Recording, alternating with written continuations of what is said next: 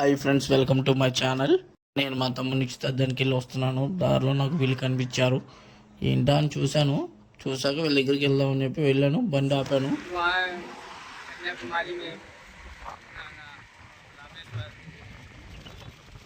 ఎక్కడి నుంచి వస్తున్నారని అడిగితే ఫస్ట్ యూపీ నుంచి వస్తున్నాం అన్నారు. రామేశ్వరం, కన్యాకుమారి వెళ్ళి కర్ణాటక అయితే వెళ్తున్నారంట. వీళ్ళు ఈ నెట్ మధ్యాహ్నం వెళ్తున్నారు అన్నారని అడిగాను. లేదు తినలేదన్నారు. నాకు అడగని అరటికాయలు ఉంటే అరటికాయలు ఇచ్చాను. తీసుకొని థ్యాంక్స్ చెప్పారు. చూసారా ఫ్రెండ్స్, వీళ్ళ దీక్ష కోసం ఇంత నెట్ట ఎండలో కూడా పాపం నడుచుకుంటూ వెళ్తున్నారు. వీళ్ళు వెళ్ళిపోతున్నారు ఫ్రెండ్స్. నాతో మాట్లాడారు లేదు, వెళ్ళిపోతూనే బండి స్టార్ట్ చేసుకొని చూద్దాం వాళ్ళు ఫాలో అవుదని చెప్పి కొంచెం దూరం వెళ్దాం అనుకున్నాను. కానీ బండి స్టార్ట్ చేసేలోకి 1 కిలోమీటర్ దూరం నడిచేశారు.